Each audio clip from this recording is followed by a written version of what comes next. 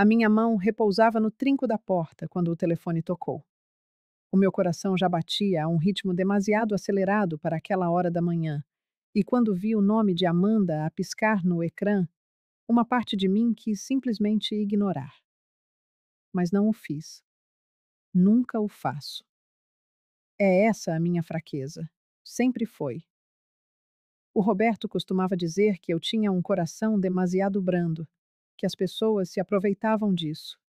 Ele tinha razão, como sempre. Estou, Amanda. Célia, graças a Deus. Ouve, eu sei que é em cima da hora, mas preciso que vás buscar a Sofia e o Pedro hoje. É urgente. Respirei fundo, o meu olhar pousado no envelope branco dentro da minha mala. Doutor Antônio Mendes, cardiologista. 10 horas da manhã. 3 meses de espera. 3 meses a acordar de madrugada com o coração a galopar no peito. 3 meses a sentir aquele aperto que me fazia recordar a noite em que encontrei o Roberto, caído na sala, já sem vida. 3 meses de medo. Amanda, hoje não posso. Tenho uma consulta. É importante. Célia, por favor. A voz dela adquiriu aquele tom agudo, desesperado, o mesmo que usava sempre que queria alguma coisa. Eu já o conhecia. Conhecia-o bem demais. É uma reunião importantíssima no trabalho. Se eu faltar, posso perder a promoção.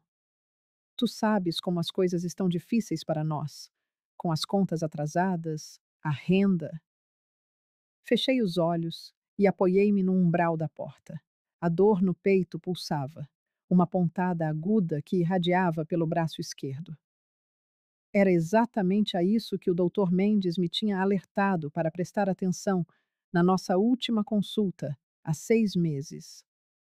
Dona Célia, dissera ele, olhando para mim por cima dos óculos. A senhora precisa de se cuidar. Estas arritmias não são brincadeira. Com o historial do seu marido, a senhora entende que estamos a lidar com algo sério, não entende?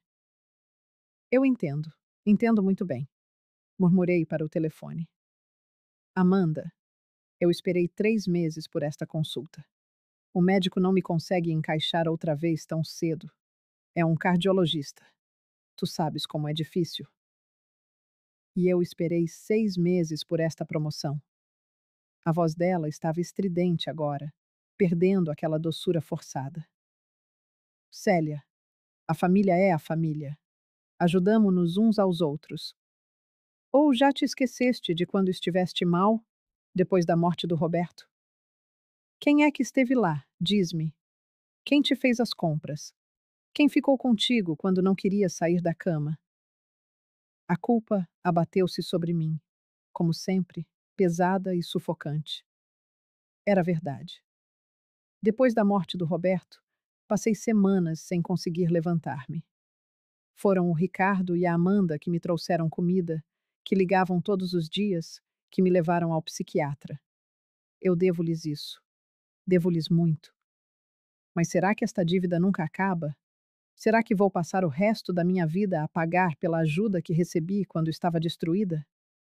Amanda, eu não me estou a esquecer de nada, mas hoje não posso mesmo. Não podes pedir à tua mãe ou contratar uma babysitter? A minha mãe está a viajar. Uma babysitter custa R$ 200 por dia, Célia. R$ 200. Nós não temos esse dinheiro. E tu sabes que a Sofia fica nervosa com estranhos. Sofia. A minha netinha de 8 anos, com aqueles olhos grandes e tristes, sempre a observar tudo à sua volta, como se tentasse decifrar um código secreto. Pedro. O pequeno Pedro, de 6 anos, que ainda chupava o dedo quando ficava ansioso e que me abraçava com tanta força que eu sentia o meu coração, este coração doente, cansado, apertar-se de amor e de medo. Então pede ao Ricardo para sair mais cedo do trabalho. O Ricardo está em São José dos Campos. Reunião com fornecedores. Só volta amanhã. Não, eu não sabia. Ninguém me conta nada. Sou a avó. O recurso de emergência. aquela que só serve quando é conveniente. Amanda, lamento muito, mas hoje não posso. Não posso mesmo. A minha saúde. A tua saúde? Ela riu. Foi uma risada curta, amarga, cruel. Célia, com todo o respeito, tu vais ao médico todas as semanas. Todas as semanas. Há sempre qualquer coisa. Uma dor aqui, uma dor ali. Nós entendemos. Perdeste o Roberto. Foi difícil, mas a vida continua. Eu tenho 2 crianças para criar, contas para pagar, uma carreira que abandonei durante anos para ser mãe, e agora que finalmente tenho uma oportunidade de crescer, tu simplesmente não queres ajudar. Senti as lágrimas a arderem-me nos olhos. Todas as semanas? Eu tinha ido ao médico 3 vezes nos últimos 6 meses. 3. E em cada uma delas, fui porque tinha medo de morrer, de cair como o Roberto caiu, de deixar todos sem um aviso. Não é que eu não queira ajudar, Amanda. É que eu também preciso de cuidar de mim. O médico disse. O médico diz sempre alguma coisa. Remarca a consulta. Eu não posso remarcar a minha reunião. Entendes a diferença? Não, não entendo. Ou melhor, entendo muito bem. E é precisamente por isso que estou a dizer que não. Amanda, a minha resposta é não. Hoje não posso. Desculpa. O silêncio do outro lado da linha foi tão gelado que eu quase o podia sentir. Quando ela voltou a falar, a voz era baixa, controlada, perigosamente calma. Sabes uma coisa, Célia? Eu percebi. Percebi perfeitamente. Quando tu precisaste, estava toda a gente lá para ti. Mas quando somos nós a precisar, adeus. Cada um por si. Está bem. Eu resolvo sozinha, como sempre. Amanda, não é assim, mas ela já tinha desligado. Fiquei ali, imóvel no corredor, ainda a segurar o telefone, sentindo aquele peso familiar da culpa misturado com a raiva. Por que é que tinha de ser assim? Por que é que eu não podia simplesmente cuidar da minha saúde sem sentir que estava a abandonar toda a gente? Olhei para o espelho do hall. Uma mulher de 60 anos olhava-me de volta, cansada, com olheiras profundas. Quando foi que fiquei assim? Desde que o Roberto morreu. Abanei a cabeça e saí do apartamento. Tinha uma consulta que podia literalmente salvar a minha vida. A caminhada até a paragem do autocarro deveria levar 5 minutos, mas demorou 10. Cada passo parecia exigir um esforço tremendo. O porteiro, o Sr. Osvaldo, olhou para mim, preocupado. Está tudo bem, dona Célia. A senhora está um pouco pálida. Estou bem, Sr. Osvaldo. Só um pouco cansada. Ele não pareceu convencido. Acho que já ninguém sabe o que dizer à viúva que não consegue superar a morte do marido. Já passaram 2 anos, Célia. Já é tempo de seguir em frente. É isso que pensam, tenho a certeza. Mas eles não sabem o que é acordar todas as noites às 3 da manhã, a hora em que encontrei o Roberto. Não sabem o que é ter medo de adormecer, porque talvez não se acorde mais. O autocarro estava lotado. Consegui um lugar à janela e observei a cidade a passar. São Paulo, numa manhã de quarta-feira. Toda a gente a correr, com os seus próprios problemas. Estaria a ser egoísta? A pergunta martelava na minha cabeça. A Sofia e o Pedro eram os meus netos. Eu amava-os mais do que tudo. Mas amar significaria dizer sempre que sim? Estar sempre disponível, colocando todos à frente da minha própria vida? Lembrei-me da última vez que cuidei deles. A Amanda ligou-me, dizendo que estava com enxaqueca. Quando cheguei à casa deles com as crianças, encontrei-a arranjada, maquilhada, a sair pela porta. Ah, que bom que chegaram. Célia, importas-te de ficar mais umas horas? As meninas marcaram um happy hour de última hora. Happy hour, não enxaqueca. Fiquei até às 11 da noite. E da vez anterior? A Amanda disse que precisava de trabalhar até tarde. Cheguei e encontrei a casa num caos, as crianças com fome. A Sofia disse-me, em voz baixa: Avó, a mamãe disse que ia trabalhar, mas eu via a sair toda bonita. Acho que foi encontrar-se com as amigas. 8 anos. Uma menina de 8 anos que já sabia que os adultos à sua volta mentiam. Mesmo sabendo de tudo isto, a culpa persistia. O autocarro parou com um solavanco. Estava perto do consultório. Saí sentindo a minha mala pesar como se estivesse cheia de pedras. Mas era só o peso da culpa. O consultório do Dr. Mendes ficava no 7º andar. A recepção era simples, com cadeiras de couro e revistas velhas.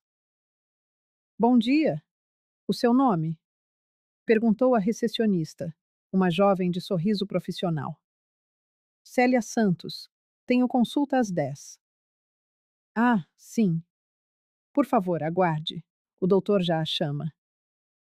Sentei-me e peguei numa revista, mas a minha mente estava longe, a pensar nas crianças, na Amanda, no Ricardo, o meu filho, que se tornara um homem ausente, sempre a trabalhar, sempre com desculpas.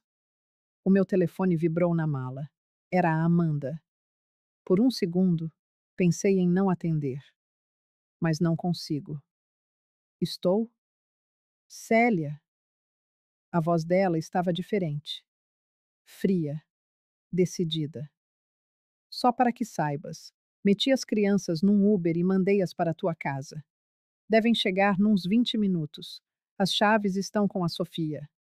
Quando voltares da tua consulta tão importante, elas estarão à tua espera. O meu sangue gelou. Tu fizeste o quê? Ouviste bem.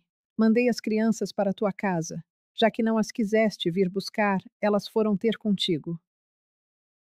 Amanda, tu mandaste 2 crianças sozinhas num Uber? A minha voz saiu mais alta do que eu pretendia. A recepcionista olhou na minha direção. Elas não estão sozinhas. Estão com um motorista. E a Sofia é uma menina esperta. Ela cuida bem do Pedro. A Sofia tem 8 anos. 8! São crianças. Não é um estranho. É um motorista de aplicação com 5 estrelas. Eu já o usei outras vezes. Outras vezes? Quantas vezes é que ela já tinha colocado os meus netos em perigo sem que eu soubesse? Amanda, isso é uma loucura. Tens de as ir buscar agora. Cancela isso. Eu remarco a consulta e. Não, Célia. Tu escolheste a tua consulta. Então, vai à tua consulta. As crianças vão ficar à tua espera. Aliás, já devem estar quase a chegar. Coloquei um bilhete com a tua morada na mochila da Sofia. Ela sabe ler. Amanda, pelo amor de Deus. Tenho de desligar. A minha reunião começa em 10 minutos. Dá um beijo nas crianças quando chegares. E desligou. Fiquei ali, gelada, enquanto o mundo à minha volta continuava a girar. Liguei de volta para a Amanda. Caixa de mensagens. Tentei o Ricardo. Caixa de mensagens, como sempre. Olhei para o relógio na parede. 9h54. Se saísse agora, perderia a consulta. 3 meses de espera, de medo, de pensar se ia morrer como o Roberto. Mas as crianças. Levantei-me e fui até a recepção. Precisa de alguma coisa, dona Célia? Eu preciso de ir embora. É uma emergência. O sorriso da jovem vacilou. Mas vai perder a consulta. E sabe que remarcar com o Dr. Mendes pode demorar meses. Eu sei, mas é uma emergência. Envolve os meus netos. Eu preciso de ir. Ela suspirou e clicou algumas vezes no rato. Está bem. Vou cancelar. A senhora quer que eu já a coloque na lista de espera para a remarcação? Por favor. Pode levar alguns meses. Eu entendo. Mas eu não entendia. Não entendia nada. A única coisa que pulsava na minha mente era a imagem de Sofia e Pedro, sozinhos num carro com um estranho, a caminho da minha casa. e eu precisava estar lá quando chegassem. Se chegassem. Meu Deus, e se o motorista fosse um louco? Se não os levasse para o endereço certo? E se abandonei o consultório, movendo-me no que era o mais próximo de uma corrida para uma mulher de 60 anos com o coração em frangalhos. Dentro do elevador, esmurrei o botão do térreo repetidas vezes, como se a minha urgência pudesse acelerar o metal. Meu coração martelava contra as costelas, um ritmo irregular e assustador que eu conhecia bem demais. Eu precisava me acalmar, precisava respirar. Mas como se respira quando os seus netos podem estar em perigo? O trajeto de ônibus foi uma tortura. Cada segundo se arrastava, espesso e interminável. Tentei ligar para o telefone fixo de casa. O som da chamada ecoava no vazio. Chamava, chamava, chamava. Ninguém atendia. Claro que as crianças não atenderiam. Olhei para o relógio do celular. 10h17. Amanda dissera 20 minutos. Quase meia hora já havia se passado. Saltei do ônibus e praticamente voei pelas 3 quadras até o meu prédio, os pulmões em chamas. Não pare, Célia. Seu Osvaldo, o porteiro, me viu entrar naquele estado e tentou dizer algo, mas eu nem olhei para trás. Subi as escadas de 2 em 2 degraus. O elevador, quebrado de novo. Cada lance era uma agonia. Quinto andar. Sexto. Sétimo. Ao chegar ao meu corredor, tive que me apoiar na parede, ofegante, para não desabar. Respirei fundo 3 vezes e me arrastei até a porta. Do outro lado, o silêncio absoluto. Sofia? Pedro? Chamei, batendo na madeira. Crianças? Vocês estão aí? Nada. Nenhum som, nenhuma vozinha gritando vovó, nenhum barulho de brinquedos. Mergulhei a mão na bolsa, procurando as chaves. Onde estavam as malditas chaves? Encontrei-as debaixo da carteira, emboladas em recibos velhos. Minha mão tremia tanto que precisei de 3 tentativas para encaixar a chave na fechadura. Girei a maçaneta. Sofia! Pedro! A sala estava exatamente como eu a deixara. O sofá arrumado, as almofadas no lugar. A jarra com flores secas na mesinha de centro, que eu insistia em manter porque Roberto me dera no nosso 30º aniversário de casamento. Corri para a cozinha. Vazia. Para o quarto de hóspedes, que eu chamava de quarto das crianças. Vazio. Para o meu quarto. Vazio. Banheiro. Vazio. O apartamento inteiro estava oco, silencioso, frio. As crianças não estavam ali.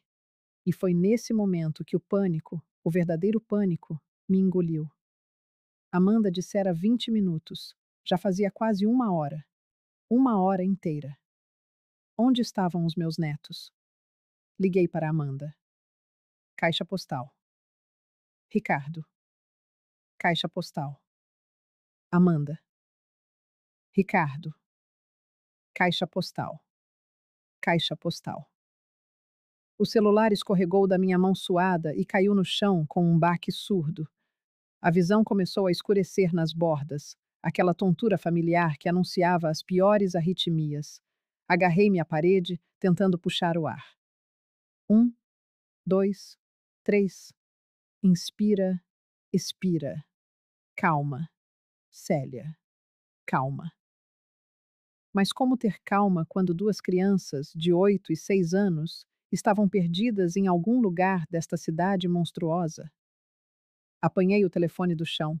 Limpei a tela, agora rachada na manga da blusa, e com os dedos tão trêmulos que errei os números 2 vezes, disquei 190. Polícia Militar, emergência. Meus netos. A voz era um fiapo. A mãe deles os colocou num Uber. Eles tinham que estar na minha casa. Mas não estão. Já faz 1 hora. Eu não sei onde eles estão. Calma, senhora. Respire fundo para mim. Vamos com calma. Qual o seu nome? Célia. Célia Santos. Meus netos, Sofia e Pedro. Eles sumiram. A voz do policial era tranquila, treinada para o desespero alheio.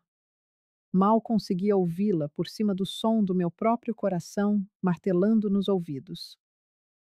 Dona Célia, preciso que a senhora me dê algumas informações. Qual a idade das crianças? 8 e 6. Sofia tem 8. Pedro tem 6. Minha voz saía entrecortada, sufocada. A mãe os colocou num Uber sozinhos. Eles deviam ter chegado, mas não chegaram. A senhora sabe o nome do motorista? A placa do carro? Eu não sabia de nada. Como poderia saber? Amanda só me avisou daquela loucura quando já era tarde demais. Não sei. A mãe deles, minha nora, foi quem chamou o carro, mas o celular dela está desligado. Entendo. E o pai das crianças? Viajando a trabalho. Também não atende. Ouvi o som de teclas sendo digitadas do outro lado da linha. Dona Célia, vou inserir suas informações no sistema e mobilizar uma viatura para o seu endereço. Qual é? Alameda das Acácias, 412, apartamento 705. Mais digitação, seguida por um silêncio que pareceu uma eternidade. A senhora mora sozinha? Sim, sou viúva. Certo. Vou precisar dos nomes completos das crianças, descrição física, o que estavam vestindo. Eu não sei. A voz explodiu, quase um grito. Eu não as vi hoje. A mãe as mandou direto da casa dela. Eu não sei a roupa, não sei de nada. As lágrimas finalmente romperam, quentes e raivosas. Como minha vida tinha se transformado neste pesadelo em questão de horas. Calma, dona Célia. Nós vamos encontrá-las. Vou precisar do endereço da mãe para enviar uma viatura para lá também. Passei o endereço de Amanda, a voz trêmula. O policial me garantiu que uma viatura chegaria em 15 minutos e pediu que eu não saísse de casa. Quando desliguei, fiquei parada no meio da sala, um corpo sem rumo. O olhar vagou pelo ambiente silencioso. A jarra de flores secas. O sofá onde Roberto costumava ler o jornal. A nossa foto de casamento na estante. Meu Deus, Roberto, o que eu faço? Mas Roberto não estava ali para responder. Roberto morrera há 2 anos, naquela mesma sala, de um ataque cardíaco fulminante. Eu estava sozinha. Completamente sozinha. Com 2 crianças desaparecidas. Tentei ligar para Amanda novamente. Caixa postal. Ricardo. Caixa postal. Será que Ricardo sabia o que a esposa dele tinha feito? Será que ele tinha noção do tipo de mãe que Amanda era? Porque eu sabia. Eu via os sinais há meses, os olhos vermelhos que ela tentava disfarçar. Às vezes em que chegava tarde para buscar as crianças e a escola me ligava. As mentiras. Célia, pode buscar as crianças hoje? Vou trabalhar até tarde. Mas nunca era trabalho. Lembrei-me de 3 meses atrás, quando Amanda me pediu para buscá-los, alegando uma enxaqueca terrível. Quando cheguei à casa deles, ela estava maquiada, arrumada, de saída. Ah, que bom que chegaram.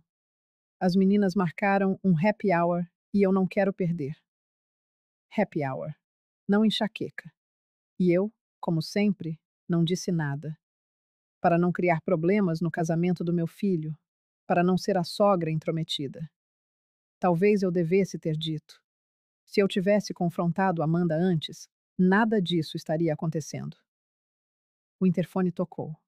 Um som agudo que me fez pular. Dona Célia, tem 2 policiais aqui para a senhora. Pode mandar subir, seu Osvaldo. Abri a porta e esperei no corredor, o coração galopando. Os 2 policiais subiram pelas escadas. Um homem mais velho, de cabelos grisalhos e expressão séria, e uma mulher jovem, de cabelo preso num rabo de cavalo apertado. Dona Célia Santos? Perguntou o mais velho. Sim, vocês encontraram meus netos? Ainda não, senhora, mas estamos procurando. Podemos entrar? Dei passagem. A policial mais jovem percorreu a sala com um olhar treinado, que parecia registrar cada detalhe. Dona Célia, sou o sargento Matos e esta é a Cabo Ferreira. A senhora pode se sentar? Parece um pouco pálida. Sentei-me no sofá.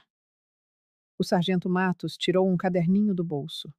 As perguntas eram as mesmas: nomes, idades, endereços. E a senhora disse que foi a mãe quem colocou as crianças no Uber. Sabe por quê? Respirei fundo. Era a hora da verdade. Ela me ligou hoje de manhã pedindo para eu cuidar deles.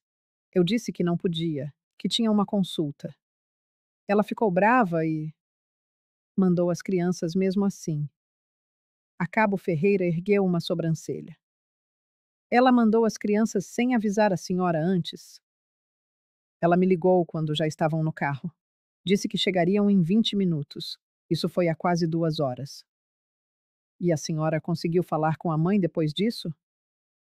Não. O celular dela está desligado. E meu filho, o pai, está viajando. O sargento anotava tudo. Depois me olhou com uma expressão que não consegui decifrar. Pena, talvez. Dona Célia, o que a senhora está descrevendo é negligência. A senhora sabe disso, não é? Eu sei. Minha voz foi um sussurro. Mas eu não pensei que ela fosse capaz disso.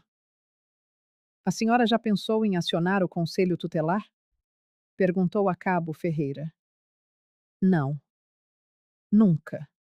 Porque isso seria admitir que meu filho escolheu mal, que minha nora era uma mãe inadequada, que meus netos corriam perigo. Eu achei que estava exagerando, que era só uma fase ruim. O sargento assentiu, sem julgamento. Já devia ter visto aquela história 1000 vezes. Mandei uma viatura para o endereço da sua nora, Dona Célia.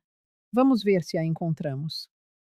Enquanto isso, a senhora lembra de algum lugar para onde eles poderiam ter ido? A casa de algum amigo?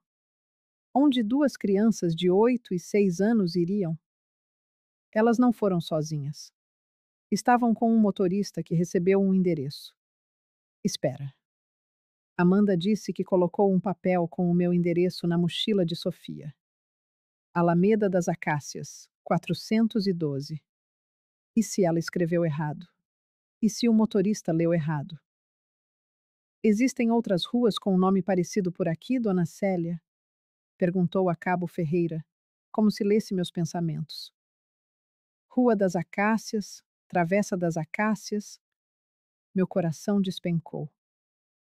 Sim, tem a Rua das Acácias, sem o Alameda. Fica a uns 15 minutos daqui. É um bairro mais antigo. O sargento Matos já estava de pé, com o rádio na mão.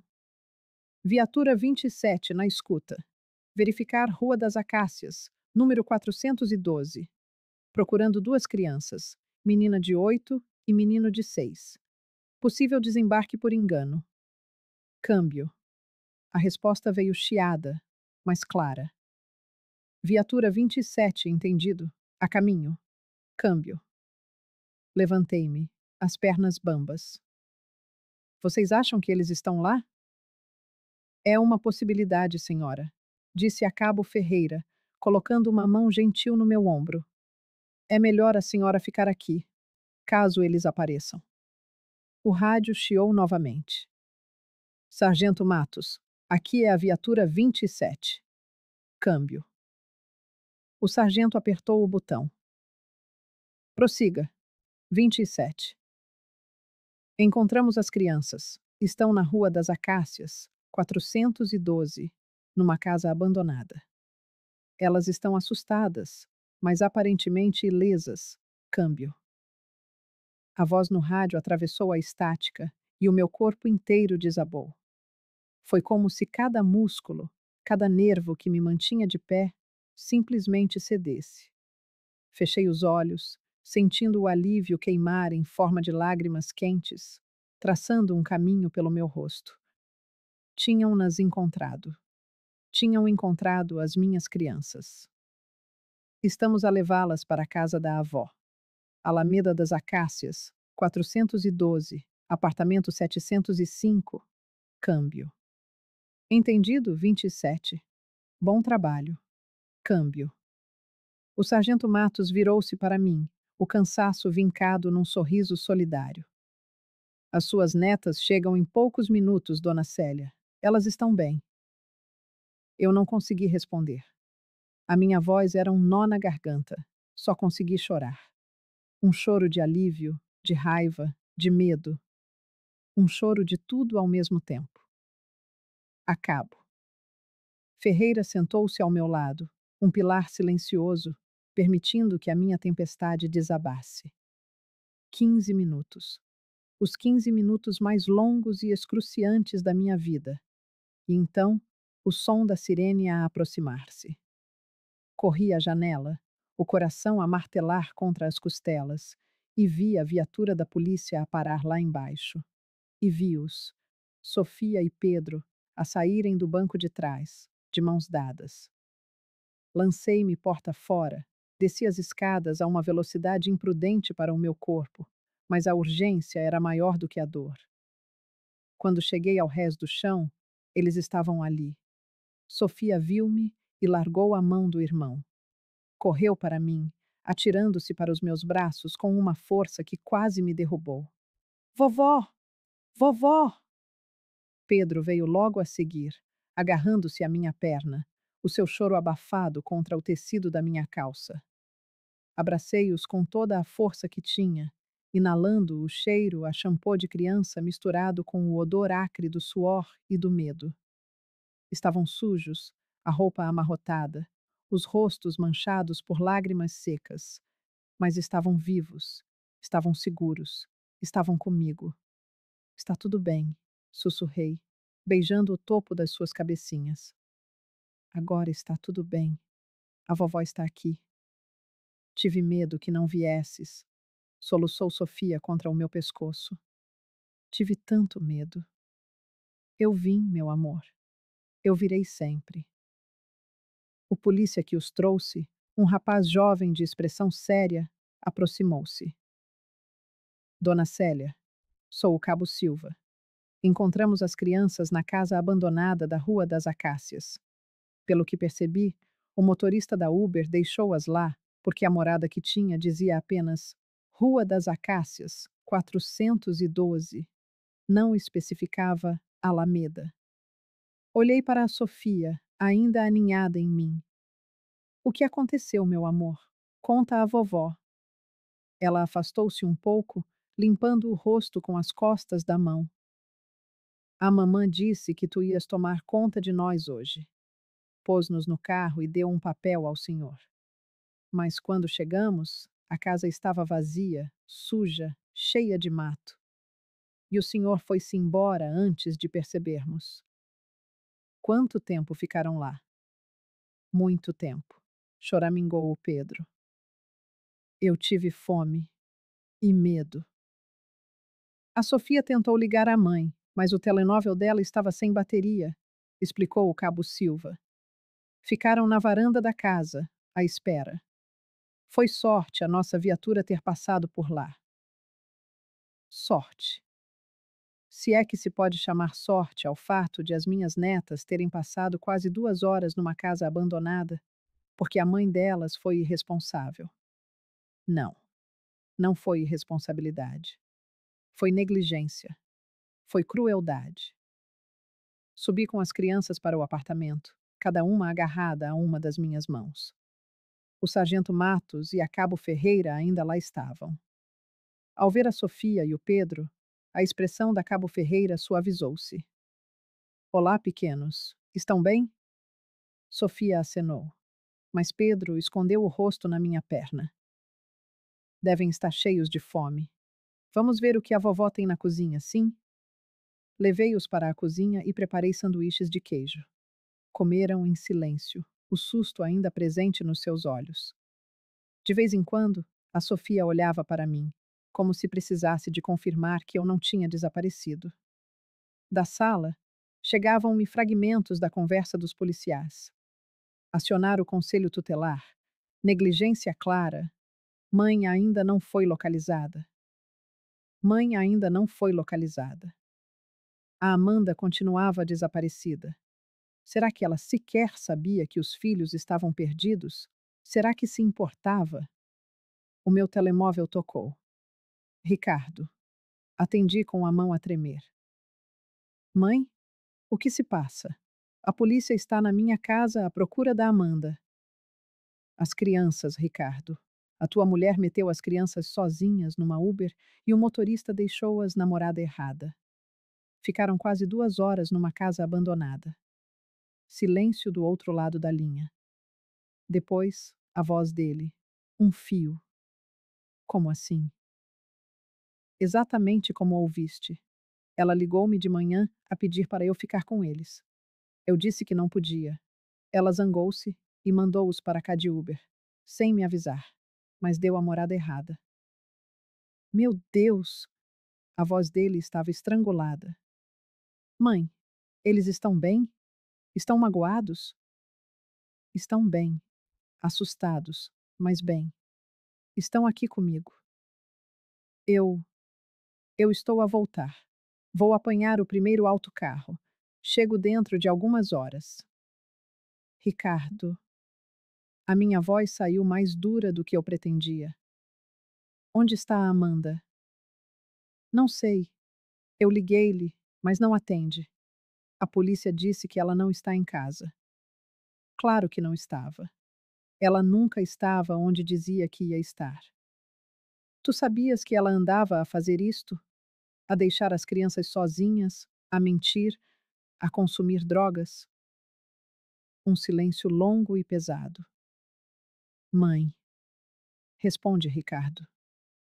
Eu. Eu desconfiava de algumas coisas, mas achei que era só uma fase, que ela estava estressada, que ia melhorar. As crianças, Ricardo. As tuas crianças ficaram 2 horas numa casa abandonada porque tu achaste que ia melhorar. Ouvi-o chorar. O meu filho, um homem feito, a chorar como uma criança. Eu não sabia que estava assim tão mal, mãe. Juro que não sabia. Mas ele sabia. No fundo, ele sabia. Apenas escolheu não ver. Volta depressa. A polícia vai querer falar contigo. E com a Amanda, quando ela aparecer. Desliguei, sem esperar por uma resposta, e voltei para a cozinha. Sofia tinha terminado a sanduíche. Pedro mal tinha tocado na sua. Olhou para mim com aqueles olhos grandes e tristes. Vovó, vamos ter de voltar para casa? O meu coração partiu-se. Por que, meu amor? Não queres voltar para casa? Ele abanou a cabeça, os olhos a encherem-se de lágrimas. Lá faz muito barulho. A mamãe e o papá discutem muito, e às vezes a mamã desaparece e ficamos só eu e a Sofia. Sofia deu um pontapé ao irmão por baixo da mesa. Pedro, cala-te. Está tudo bem, Sofia. Ajoelhei-me à frente deles. Vocês não vão a lado nenhum agora. Vão ficar aqui comigo e ninguém vos vai magoar. Está bem? Prometes? Perguntou Sofia com uma vozinha que me despedaçava a alma. Prometo. E naquele momento, eu sabia que era uma promessa que iria mudar tudo. Eu não ia deixar aquelas crianças voltarem para aquela casa. Não ia deixar que a Amanda continuasse a colocá-las em perigo. Não ia ficar de braços cruzados à espera que as coisas melhorassem. Chega. Chega de fingir que está tudo bem. O sargento Matos apareceu à porta da cozinha. Dona Célia? Posso falar com a senhora 1 minuto? Deixei as crianças na cozinha e fui para a sala. A viatura que foi à casa da sua nora conseguiu entrar. A porta estava aberta. E encontraram. Bem, encontraram provas de consumo de drogas. E a casa estava em péssimas condições. Sujidade, comida estragada. condições impróprias para crianças. Fechei os olhos. Eu sabia. Claro que sabia. Mas ouvir em voz alta tornava tudo terrivelmente real. Vamos ter de acionar o conselho tutelar. É o protocolo. E provavelmente vão querer investigar a situação das crianças mais a fundo. Elas podem ficar comigo, entretanto? Por enquanto, sim, mas terá de ser formalizado. A senhora tem condições para cuidar delas? Pensei no meu coração doente, na consulta que perdi hoje, na possibilidade de eu cair como o Roberto caiu. Mas depois pensei na Sofia e no Pedro numa casa abandonada, na Amanda desaparecida, no Ricardo que fingia não ver. Tenho. Eu dou um jeito. E eu ia dar. Custe o que custasse. 3 dias depois, eu estava sentada numa sala fria e impessoal do Conselho Tutelar, com a Sofia e o Pedro ao meu lado. A assistente social, uma mulher de uns 40 anos chamada Mariana, olhava para nós por cima de uma pilha de papéis com uma expressão que eu já aprendera a reconhecer. Uma mistura de pena com preocupação profissional. Dona Célia, a senhora compreende que assumir a guarda temporária de 2 crianças é uma responsabilidade imensa, certo? Principalmente considerando a sua idade e o seu estado de saúde. O meu estado de saúde. Como se eu pudesse esquecê-lo. Desde aquela manhã, há 3 dias que pareciam 3 anos, eu não tinha conseguido remarcar a consulta com o Dr. Mendes. Cada vez que tentava, lembrava-me das crianças a dormirem no quarto de hóspedes, da Sofia a acordar a gritar à meio da noite, do Pedro que não largava a minha perna. Eu compreendo, mas elas não têm para onde ir. O pai está a tentar organizar-se, mas trabalha o dia todo. E a mãe? Não consegui terminar a frase. Mariana assentiu, os olhos nos papéis. A mãe está desaparecida há 3 dias. A polícia continua à procura, e quando a encontrarem, ela responderá por abandono de incapaz e, provavelmente, posse de drogas, tendo em conta o que foi encontrado em casa. Sofia apertou a minha mão. Olhei para ela e vi os seus olhos a brilhar com lágrimas contidas. Aquela menina de 8 anos que já tinha aprendido a engolir a dor. As crianças podem ficar comigo. Eu dou conta. A senhora tem 60 anos, é cardiopata. Perdeu o marido há 2 anos. Dona Célia, com todo o respeito, a senhora tem condições emocionais e físicas para criar 2 crianças? A pergunta ecoou na sala silenciosa. Tinha eu condições? Não. Provavelmente não. Mas qual era a job alternativa? Se eu não ficar com eles, o que acontece? Mariana suspirou. Teríamos de procurar outros familiares, avós paternos, tios, primos. Se não houver ninguém disponível ou adequado, eles irão para uma família de acolhimento enquanto a situação se resolve. Família de acolhimento. Repeti as palavras, que tinham o sabor de veneno. A senhora está a dizer que vai mandar as minhas netas para a casa de estranhos? Os meus netos, murmurou o Pedro, corrigindo-me. Sorri com tristeza e passei a mão pelo cabelo dele. Os meus netos. Desculpa, meu amor.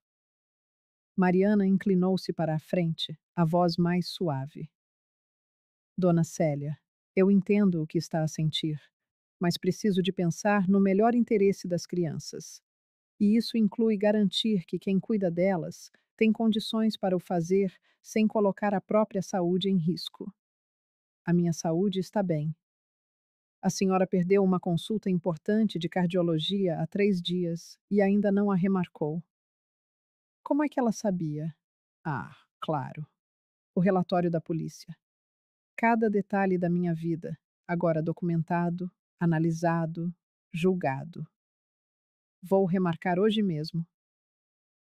E se o médico pedir um internamento? E se a senhora precisar de uma cirurgia? Quem cuidará das crianças? Eu não tinha resposta. Ela estava certa. Eu podia cair, como o Roberto caiu. E então, Sofia e Pedro ficariam novamente sozinhos? O pai deles, comecei, mas Mariana interrompeu-me. O pai trabalha das 8 da manhã às 7 da noite. Viaja a cada 2 semanas e, segundo as suas declarações, não se apercebeu durante meses que a esposa consumia drogas e negligenciava os filhos. Isso levanta questões sobre a sua capacidade de supervisão. Ricardo, o meu filho, sempre tão correto no trabalho, mas tão cego em casa. Ele está a tentar. Mudou o horário de trabalho, arranjou uma ama. Uma ama não é um pai, dona Célia, e as crianças precisam de estabilidade, de alguém que perceba quando algo está errado. Olhei para a Sofia, que fitava a mesa com uma expressão vazia que me quebrava o coração. Olhei para o Pedro, a chuchar no dedo, algo que só fazia quando estava muito nervoso. Então, o que é que a senhora está a dizer? Que nem eu, nem o pai servimos para cuidar deles? Estou a dizer que precisamos de um plano real, sustentável, que garanta a segurança das crianças sem comprometer a saúde de ninguém. Um plano. Como se a vida se pudesse planear. Como se eu não tivesse aprendido, da forma mais dolorosa, que os planos não valem nada quando o teu marido cai morto no meio da sala. Qual é o plano que a senhora sugere? Mariana abriu uma pasta. Guarda partilhada temporária. A senhora fica com as crianças durante a semana, o pai fica aos fins de semana. A senhora compromete-se a fazer um acompanhamento médico regular e a manter-nos informados. O pai compromete-se a fazer terapia familiar e a provar que pode ser um cuidador adequado. Em 6 meses, reavaliamos a situação. 6 meses. Meio ano da minha vida para provar que era capaz de cuidar dos meus próprios netos. E a mãe? Se ela for encontrada e se submeter a tratamento, poderá eventualmente ter direito a visitas supervisionadas, mas só depois de uma avaliação completa. Sofia finalmente falou, a voz baixa, mas firme. Eu não a quero ver. Todas as cabeças se viraram para ela. Mariana inclinou-se, tentando encontrar os olhos da menina. Sofia, eu sei que é difícil agora, mas ela é a tua mãe. Ela meteu-me num carro com um homem estranho. A voz de Sofia tremia, mas ela continuou. Ela sabia que eu tinha medo. Sabia que o Pedro chora quando fica longe de casa. E ela fez na mesma. Porque ela não se importa. Ela nunca se importou. As lágrimas finalmente vieram. Um dilúvio silencioso pelo rosto da minha neta. Quantas vezes ela prometeu que vinha à apresentação da escola e não foi? Quantas vezes disse que ia fazer o jantar e nós comemos bolachas porque ela tinha desaparecido? Quantas vezes, vovó? Puxei a Sofia para o meu colo, mesmo ela sendo demasiado grande, mesmo o meu coração a protestar com o esforço. Ela encolheu-se contra mim e chorou. O Pedro agarrou-se a nós, a chorar baixinho. E Mariana, pela primeira vez, ficou em silêncio. Quando a agitação de Sofia finalmente se dissipou, a conselheira tutelar falou com uma voz suave, que parecia envolver a pequena sala. Minha querida, nenhuma criança deveria ter que enfrentar o que você enfrentou. E eu prometo que faremos tudo ao nosso alcance para garantir que você e seu irmão fiquem seguros. Mas para isso, eu preciso que confie em mim. Você acha que consegue? Sofia apenas assentiu, o rosto ainda escondido no meu pescoço. Então faremos o seguinte: guarda temporária compartilhada entre a avó e o pai. 6 meses de acompanhamento do nosso conselho. E vocês dois? Ela dirigiu o olhar a Sofia e Pedro. Vão começar uma terapia. Conheço uma psicóloga excelente, especializada em crianças que viveram situações como a de vocês. Terapia? Perguntei, embora já soubesse a resposta, sentindo o peso daquelas palavras. Dona Célia, eles passaram por um trauma imenso. Foram abandonados, ficaram perdidos, viveram em um ambiente de negligência. É claro que precisam de terapia. Mais uma tarefa, mais uma responsabilidade, mais um compromisso para encaixar numa rotina já abarrotada de consultas médicas, remédios, escola, comida e roupa lavada. Mas um único olhar para Sofia e Pedro me bastou. Eu não tinha escolha. Tudo bem, nós faremos. Assinei os papéis. Pilhas e pilhas deles. O termo de guarda temporária, o de compromisso, autorizações para tratamentos médicos e para a terapia. Na última página, minha assinatura saiu torta, a mão tremendo de um cansaço que parecia ter se instalado nos meus ossos. Quando deixamos o conselho tutelar, o relógio marcava quase 5 da tarde. As crianças estavam visivelmente esgotadas e eu, exausta. Ainda precisávamos passar no mercado. A geladeira em casa era um deserto. No supermercado, Sofia empurrava o carrinho com uma seriedade infantil enquanto eu tentava organizar os pensamentos. Leite, pão, frutas. O que mais? Minha mente era um turbilhão de informações, preocupações e medos. Foi então que senti uma dor aguda no peito, irradiando pelo braço esquerdo. Aquele aperto que eu conhecia bem demais. Parei no meio do corredor, apoiando-me no carrinho para não perder o equilíbrio. Vovó? A voz de Sofia soou preocupada. Está tudo bem? Estou, meu bem. Só. Só um pouco cansada. Mas não estava tudo bem. A dor se intensificava, alastrando-se pelo meu peito como um incêndio. As bordas da minha visão começaram a escurecer. Não agora, implorei em silêncio. Por favor, não agora. Vovó? A voz de Sofia parecia vir de muito longe. Alguém ajuda! Minha avó está passando mal. Senti meu corpo ceder. Tentei me agarrar ao carrinho, mas minhas mãos não obedeceram. O chão se aproximou rápido demais. A última coisa que vi, antes que tudo se tornasse escuridão, foi o rosto aterrorizado de Sofia, gritando meu nome. Acordei em um quarto de hospital, com aquele cheiro de desinfetante que me transportou instantaneamente para a noite em que Roberto se foi. Por um segundo, o pânico me dominou. Será que eu também tinha morrido?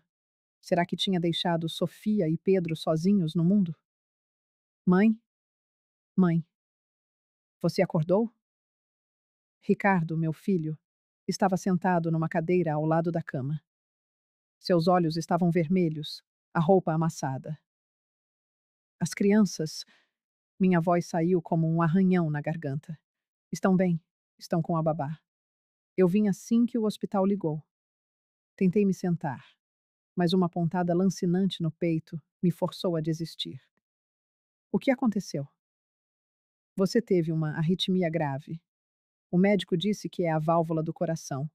Regurgitação mitral. Você. Você sabia disso? Eu sabia. O Dr. Mendes havia mencionado na última consulta, 6 meses atrás. Mas eu tinha varrido a informação para debaixo do tapete, fingindo que não era nada sério. Eu sabia. E não me contou? A voz dele soou mais alta do que o permitido em um ambiente hospitalar. Mãe, você tem um problema sério no coração e não me contou? Você estava ocupado demais para se preocupar com mais uma coisa. Foi cruel. Eu soube no instante em que as palavras saíram, mas era a mais pura verdade. Ricardo estava tão imerso em fingir que seu casamento estava bem que não lhe sobrava tempo para mais nada. Ele baixou a cabeça, derrotado. Você tem razão. Eu estava, ocupado demais sendo um covarde. O silêncio que se seguiu pesou entre nós. Finalmente, ele ergueu o olhar. O médico disse que você precisa de uma cirurgia para consertar a válvula. Se não fizer, pode ter uma parada cardíaca. pode pode morrer, mãe. Morrer, como Roberto, sem aviso, sem despedida. E as crianças? Sussurrei. As crianças vão ficar comigo. A babá é de confiança. Eu mudei meu horário de trabalho. Entro mais tarde e saio mais cedo. Eu estou tentando, mãe. Juro que estou tentando. Olhei para o meu filho. Quando foi que tantos cabelos brancos apareceram? Quando as rugas ao redor de seus olhos se tornaram tão profundas? Encontraram a Amanda? Ele assentiu, a mandíbula tensa. Encontraram ontem. Estava numa festa, completamente drogada. Foi presa. Porte de drogas, direção perigosa. Ela bateu o carro tentando fugir da polícia. E abandono de incapaz. A advogada disse que ela deve pegar alguns anos. E você? Eu? Ele soltou uma risada amarga, sem humor. Eu vou me divorciar. Já entrei com os papéis. E vou lutar pela guarda total das crianças. Você consegue? Dar conta de tudo sozinho? Ele segurou minha mão e eu vi lágrimas marejando seus olhos. Eu vou ter que conseguir, não é? Porque você precisa fazer essa cirurgia. E eu não posso. Eu não posso perder você também, mãe. Eu não posso. Foi a primeira vez que vi Ricardo chorar desde o funeral do pai. E de alguma forma, vê-lo desabar me trouxe um estranho alívio. Significava que ele finalmente estava sentindo. Finalmente, estava acordando. Quando é a cirurgia? Em 2 semanas. Você precisa ficar internada para estabilizar. 2 semanas. 14 dias para me preparar para a possibilidade de não acordar. 14 dias para colocar minha vida em ordem. Eu quero ver as crianças. Mãe, não é hora de visita. Eu quero ver meus netos, agora. Ricardo suspirou, mas pegou o celular e ligou para Rababá. 20 minutos depois, Sofia e Pedro entraram no quarto, tímidos e assustados. Os olhos de Sofia estavam vermelhos de tanto chorar. Pedro segurava a mão dela com uma força que deixava seus nós dos dedos brancos. Vovó? Pedro se soltou da irmã e correu para a cama. Eu o puxei para o meu colo, ignorando a dor no peito. Oi, meu amor. Desculpa ter assustado vocês. Você vai morrer? Sofia perguntou, a voz trêmula. Que nem o vovô. A pergunta direta, sem rodeios, típico de Sofia. Eu não sei, meu amor. Vou fazer uma cirurgia para tentar consertar o meu coração. Se tudo der certo, eu vou ficar bem. E se não der? Como explicar a morte para uma criança de 8 anos que já perdeu tanto? Se não der, vocês vão ficar com o papai. E ele vai cuidar muito bem de vocês, porque ele ama vocês mais do que tudo no mundo. Meu olhar encontrou o de Ricardo, que estava encostado na parede, tentando esconder que também chorava. Mas quero que saibam de uma coisa. Mesmo que eu não esteja mais aqui, eu sempre vou amar vocês. Sempre. E vou estar olhando por vocês, de onde quer que eu esteja. Sofia subiu na cama também e se aninhou do meu outro lado. Eu não quero que você vá embora, sussurrou ela. Eu também não quero, meu anjo. Por isso, vou lutar com todas as minhas forças para ficar, está bem? Ficamos ali, os três amontoados na cama estreita do hospital, até a enfermeira anunciar, com gentileza, o fim do horário de visita. As 2 semanas seguintes foram um borrão de exames, consultas e conversas com médicos. O Dr. Mendes me explicou o procedimento 3 vezes, mas eu ainda não tinha certeza se havia entendido. Algo sobre uma válvula, circulação, risco de parada cardíaca. A senhora tem 60 anos, dona Célia. É uma cirurgia de risco, não vou mentir. Mas se não a fizermos, a senhora tem uma grande chance de ter um evento cardíaco fatal nos próximos meses. Evento cardíaco fatal. Que maneira elegante de dizer morte. Qual a taxa de sucesso? 85%. Mas muito depende de como seu coração responderá durante o procedimento. 85% parecia muito, mas também significava que 15% não sobreviviam. Na noite anterior à cirurgia, Ricardo ficou comigo no quarto. As crianças tinham ido para casa com a babá. Ele não queria que me vissem tão nervosa. Mãe, tem alguma coisa que você queira que eu saiba? Sabe, só por precaução? Testamento. Ele falava de testamento sem usar a palavra. Tenho um envelope na gaveta da minha cômoda. Está tudo lá. Testamento, seguro de vida. Tudo. É tudo para você e para as crianças. Ele assentiu, incapaz de falar. E Ricardo, preciso que me prometa uma coisa. Se eu não sair dessa cirurgia, não deixe a Amanda chegar perto das crianças. Não importa o que ela diga ou o quanto implore. Ela não as merece, e elas não merecem sofrer mais. Mãe, prometa. Ricardo apertou minha mão. Eu prometo. Ficamos em silêncio por um longo tempo. Então ele disse: Sinto muito por tudo, por não ter visto, por ter colocado tanto peso em você. Você está tentando consertar agora. É o que importa. Se você. Quando você sair dessa, vai ser diferente. Eu prometo. Você não vai ter que carregar tudo sozinha de novo. Eu sei. Mas será que eu sabia? Será que Ricardo realmente mudaria? Ou será que, com o tempo, voltaria a ser aquele homem ausente, sempre ocupado demais para ver o que acontecia bem debaixo do seu nariz? Só o tempo diria. Pela manhã, vieram me buscar. Ricardo caminhou ao lado da maca até a porta do centro cirúrgico. Antes que eu entrasse, ele se inclinou e me beijou na testa. Eu te amo, mãe. Volta pra gente. Eu vou tentar. As portas se fecharam atrás de mim. Luzes brancas, ofuscantes. Pessoas de máscara e avental. Alguém colocou uma máscara de oxigênio no meu rosto e pediu que eu contasse até 10. 1, 2, 3. Pensei em Roberto. Em como seria reencontrá-lo se eu não voltasse. 4, 5. Pensei em Sofia e Pedro, nos seus rostos quando me viram cair no supermercado. 6, 7. Pensei no não que eu disse para Amanda naquela manhã. O não que mudou tudo. 8. Será que eu tinha feito a coisa certa? E então, nada. Quando acordei, a primeira sensação foi dor. No peito, nos braços, em lugares que eu nem sabia que existiam. A segunda foi alívio, porque se eu sentia dor, significava que estava viva. Tentei abrir os olhos, mas as pálpebras pesavam uma tonelada. Ouvi vozes ao redor, distantes, como se viessem de debaixo d'água.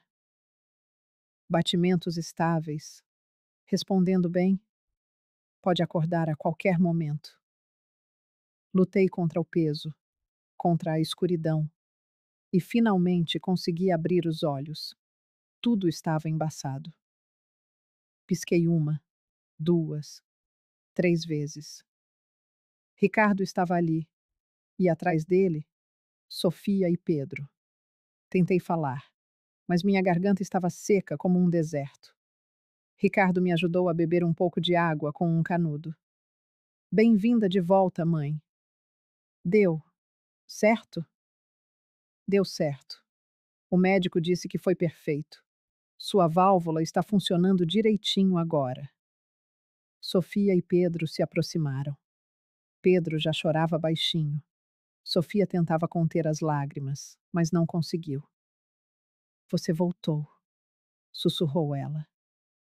Você prometeu e você voltou. Eu sorri, mesmo sentindo a costura repuxar. Eu sempre volto. Para os netos, corrigiu Pedro, sorrindo em meio às lágrimas. E ali, naquele quarto de hospital, com o peito doendo e o coração finalmente batendo como deveria, eu percebi. Aquele não que eu disse para Amanda, aquela recusa que pareceu tão egoísta na hora, tinha, na verdade, salvado a todos. Se eu tivesse dito sim, se tivesse pegado as crianças naquela manhã, a negligência de Amanda teria continuado escondida. As crianças teriam continuado a sofrer em silêncio, e eu, provavelmente, teria morrido de uma parada cardíaca alguns meses depois, sem nunca saber o quanto meus netos precisavam de mim. Às vezes, dizer não é o maior ato de amor que se pode fazer. 2 anos depois, eu estava na cozinha, decorando o bolo de aniversário de Sofia, quando ouvi a porta da frente se abrir. Vovó, chegamos! Pedro entrou correndo, a mochila batendo nas costas, o uniforme da escola amassado. Aos 8 anos, ele tinha crescido tanto que, às vezes, eu mal reconhecia o menininho assustado que chupava o dedo e chorava escondido. Como foi a escola, meu amor? Legal! A gente fez um vulcão de bicarbonato na aula de ciências e explodiu tudo. Ele abriu os braços dramaticamente. Foi tipo, bum! Eu ri, limpando as mãos no avental. Que ótimo! E onde está sua irmã? Está vindo. Estava conversando com a professora. Sofia entrou logo depois, mais calma, sempre mais observadora. Aos 10 anos, completando hoje, na verdade, ela havia perdido aquele olhar assombrado que carregava. Não por completo. Ainda havia dias difíceis, noites de pesadelo, momentos em que se fechava em seu silêncio. Mas a terapia e uma rotina estável finalmente lhe davam a segurança de que precisava. Oi, vovó. Ela me abraçou e eu senti aquele aperto familiar no peito. Mas não era arritmia. Meu coração funcionava perfeitamente desde a cirurgia. Era só amor. Amor demais para caber em um peito só. Oi, aniversariante. Como foi o seu dia? Bom, os meninos da turma cantaram parabéns no recreio. Foi meio vergonhoso. Mas ela sorria. Pois se prepare, porque vai ter mais parabéns hoje à noite. Seu pai já confirmou que chega às 6 e a Fernanda está trazendo a lasanha. Fernanda, a namorada do Ricardo. Estavam juntos há 1 ano e meio e ela era tudo o que Amanda nunca foi: presente, atenciosa, genuinamente interessada nas crianças. No começo, Sofia resistiu. Ela não é minha mãe, dizia com uma voz dura. Mas com tempo e paciência, Fernanda conquistou seu espaço. Não como mãe, mas como uma amiga, alguém que se importava de verdade. A Fernanda vem? Perguntou Pedro animado. Ela disse que ia me ensinar a fazer slime. Ela vem, sim. Acho que ela trouxe os ingredientes. Pedro gritou antes de disparar para o quarto. Era, tecnicamente, o quarto de hóspedes, mas nos últimos 2 anos tornara-se o seu refúgio permanente. Sofia permaneceu na cozinha comigo, os olhos fixos no bolo. Ficou bonito, disse ela. Achas? Tentei fazer aquelas flores de chantilly de que tanto gostas. Ficou bom. Houve uma pausa, uma hesitação no ar. Então, a sua voz saiu quase como um sussurro. Ela vem? Não era preciso perguntar quem era ela. A presença de Amanda, mesmo ausente, pairava sobre nós. Não, meu amor, respondi com suavidade. A tua mãe ainda está na clínica. Lembras-te da nossa conversa? Ela só pode sair para visitas supervisionadas e hoje não tem autorização. Sofia assentiu e eu pude ver a tensão abandonar os seus pequenos ombros. Um alívio silencioso. 2 anos depois, Amanda continuava a ser um território delicado. Cumprira 18 meses de prisão por abandono de incapaz e posse de drogas. Ao sair, foi diretamente para uma clínica de reabilitação, parte do acordo para não perder por completo o poder familiar. As visitas supervisionadas tinham começado há 6 meses. Uma vez por mês, no máximo, e sempre na presença de uma assistente social. Sofia ia por ordem do juiz, mas nunca ficava mais de 1 hora. Pedro ia porque a irmã ia, mas passava o tempo todo agarrado a mim. Tudo bem se ela não vem, disse Sofia, com uma firmeza que desmentia a sua idade. É melhor assim. Seria mesmo? Eu não tinha a certeza. Uma parte de mim desejava que Amanda se recuperasse de verdade, que se tornasse a mãe presente que nunca fora, que remendasse tudo o que tinha quebrado. Mas a parte maior de mim, a parte que encontrara Sofia e Pedro numa casa abandonada, que os ouvira chorar no meio de pesadelos, que os abraçara durante crises de ansiedade. Essa parte não queria Amanda por perto nunca mais. Contudo, a decisão não era minha. Era do juiz e da própria Amanda, se ela finalmente conseguisse manter-se sóbria.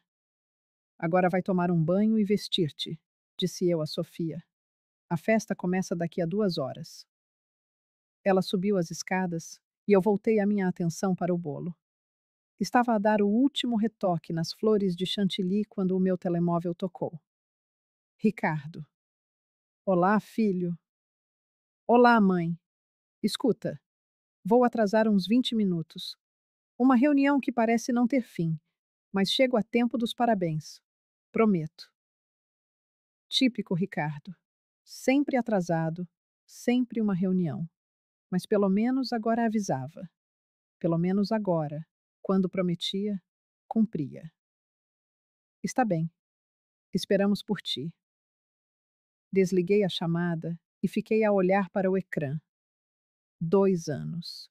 Fazia 2 anos desde aquela manhã em que eu disse não. Desde o dia em que tudo mudou. Já pararam para pensar em como uma única decisão pode alterar o curso de uma vida? Em como um não, dito no momento certo, pode salvar mais do que 1000 sims, dados por obrigação? A campainha tocou, interrompendo os meus pensamentos.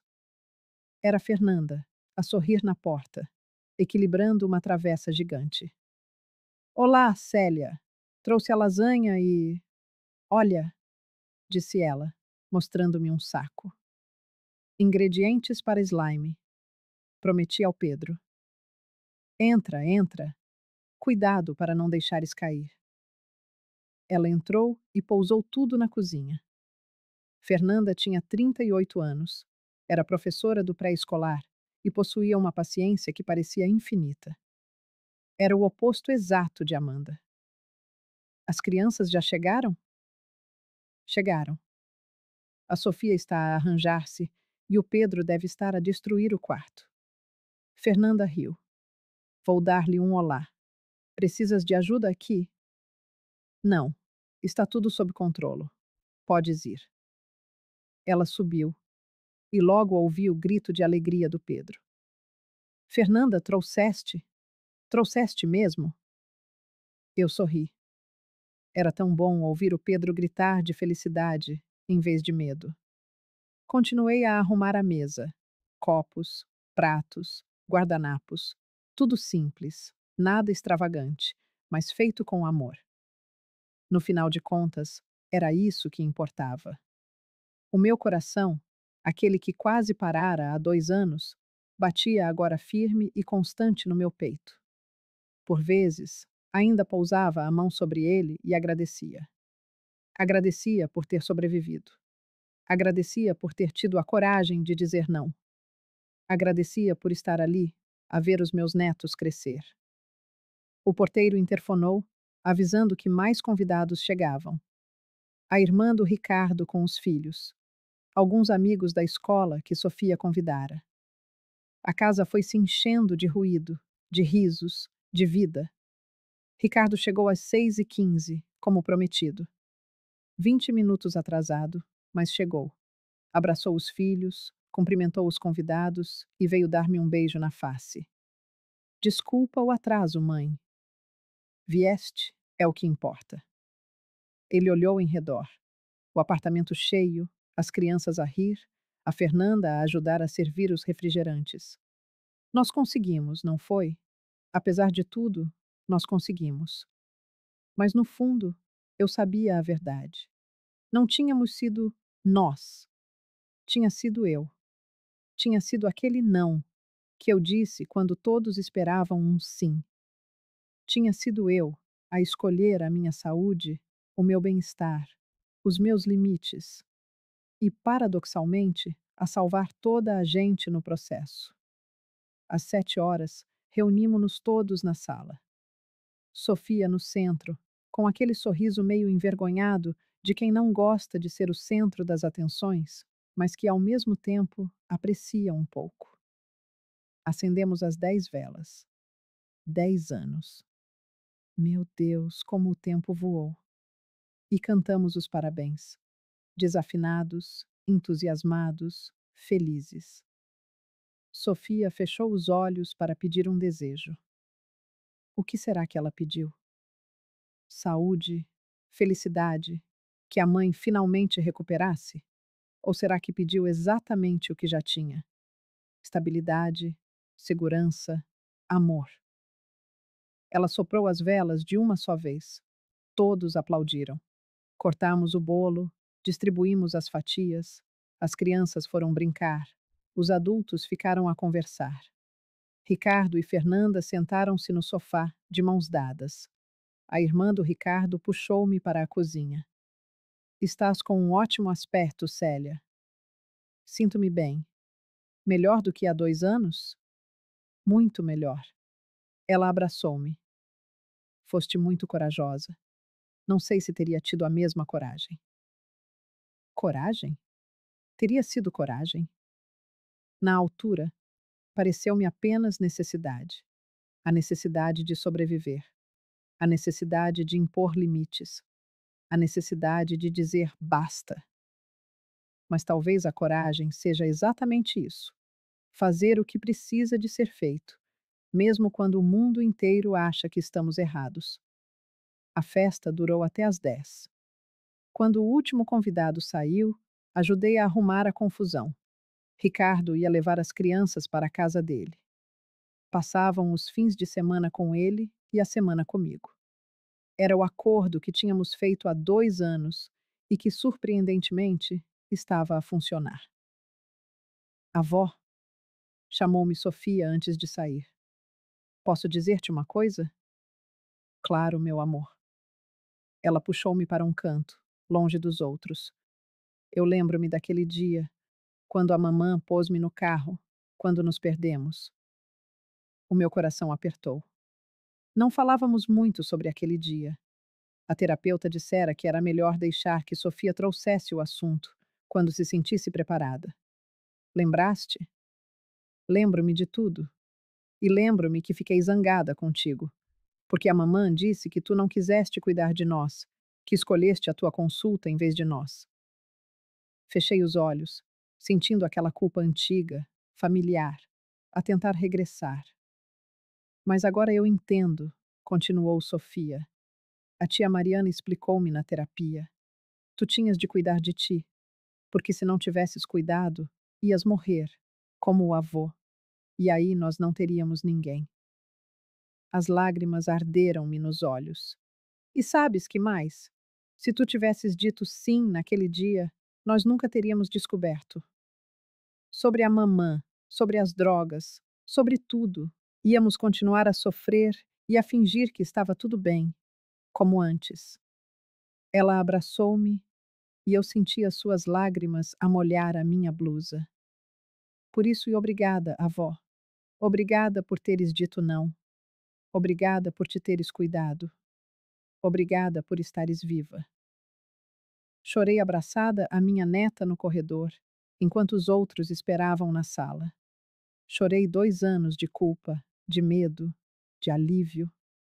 Chorei porque finalmente eu entendia. Dizer não tinha sido o ato mais amoroso que eu poderia ter feito. 3 meses depois, eu estava novamente numa sala do conselho tutelar, mas desta vez era diferente. Era a audiência final sobre a guarda. Mariana, A mesma assistente social de 2 anos antes lia os relatórios. Resumindo, as crianças estão bem adaptadas, com bom desempenho escolar e um progresso significativo na terapia. A avó, Dona Célia, apresenta um estado de saúde estável, com acompanhamento médico regular e sem intercorrências. O pai, Ricardo, demonstrou um compromisso consistente, mudanças significativas no comportamento e uma presença ativa na vida dos filhos. A sua namorada, Fernanda, estabeleceu um vínculo saudável com as crianças, sem tentar substituir a figura materna. Ela ergueu o olhar por cima dos papéis. E a mãe biológica, Amanda, completou 1 ano e 2 meses de sobriedade, vive sozinha, trabalha em part-time e tem cumprido as visitas supervisionadas, sem incidentes. Ricardo mexeu-se, desconfortável, ao meu lado. Amanda também estava ali, sentada do outro lado da sala com a sua advogada. Estava diferente, mais magra, o cabelo mais curto, sem maquilhagem. Parecia mais velha. Ou talvez, pela primeira vez em anos, parecesse apenas real. Com base em tudo isto, continuou Mariana, a recomendação do Conselho Tutelar é a seguinte: guarda partilhada entre o pai e a avó paterna, com a mãe a ter direito a visitas quinzenais não supervisionadas, desde que continue o tratamento e mantenha a sobriedade. O juiz assentiu e olhou para nós. Alguém deseja manifestar-se antes da decisão final? Amanda levantou a mão, hesitante. Eu, eu gostaria de falar. O juiz acenou para que ela prosseguisse. Amanda levantou-se, as mãos a tremer. Eu sei que não tenho o direito de pedir nada. Eu sei o que fiz, o perigo em que coloquei os meus filhos, como escolhi as drogas em vez deles, e sei que desculpas não mudam nada. Ela olhou para mim, os olhos vermelhos. Célia, eu devo-te um pedido de desculpas por aquele dia, por ter colocado as crianças naquela situação, por te ter culpado quando tu só estavas a tentar sobreviver. Tu fizeste o que eu deveria ter feito. Impuseste limites, cuidaste de ti e, no processo, salvaste os meus filhos. Eu não esperava aquilo. Não esperava que Amanda assumisse, que admitisse, que reconhecesse. Não estou a pedir perdão, continuou ela. Não o mereço. Mas estou a pedir uma oportunidade. Uma oportunidade de provar que mudei. Uma oportunidade de ser, pelo menos, uma presença positiva na vida deles, mesmo que nunca mais volte a ser uma mãe de verdade. Ela olhou para o juiz. Eu concordo com a guarda partilhada entre o Ricardo e a Célia. Faz todo o sentido. São eles que cuidam das crianças, que estão presentes, que merecem tomar as decisões. Eu só quero poder visitá-los, vê-los crescer. E quem sabe, um dia, eles possam olhar para mim sem medo. Ela sentou-se, limpando os olhos com as costas da mão. O juiz olhou para Ricardo. Senhor Ricardo, qual a sua opinião? Ricardo respirou fundo. Eu acho que toda a gente merece uma segunda oportunidade, desde que seja a sério e desde que as crianças estejam protegidas. E as crianças? Perguntou o juiz, olhando para o canto da sala onde Sofia e Pedro esperavam com uma voluntária. Foram consultadas? Foram, meritíssimo. Separadamente, como dita o protocolo. A Sofia disse que não se opõe às visitas, desde que sejam curtas e que ela possa sair se quiser. O Pedro disse que está tudo bem, desde que a avó ou o pai estejam por perto. O juiz assentiu e começou a escrever. O silêncio na sala era pesado. Finalmente, ele levantou a cabeça. Guarda partilhada entre Ricardo Santos e Célia Santos, com residência principal junto da avó durante os dias de semana e com o pai aos fins de semana. Amanda Santos terá direito a visitas quinzenais de 4 horas, inicialmente em local neutro, com possibilidade de revisão em 6 meses, dependendo da manutenção da sobriedade e do bem-estar das crianças. Alguma objeção? Ninguém falou. Então, está decidido. E assim, 2 anos e 3 meses depois daquele não, que mudou tudo, a situação estava finalmente resolvida. Oficialmente, legalmente. Saímos da sala e encontramos Sofia e Pedro no corredor. Pedro veio a correr para mim, como sempre. Sofia aproximou-se mais devagar, a olhar para Amanda, que saía pela outra porta. Ela já se vai embora? Perguntou Sofia. Vai, mas vais vê-la daqui a 2 semanas, se quiseres. E se eu não quiser? Então não vais. Ninguém te vai obrigar. Sofia assentiu e segurou a minha mão. Vamos para casa, avó. Vamos.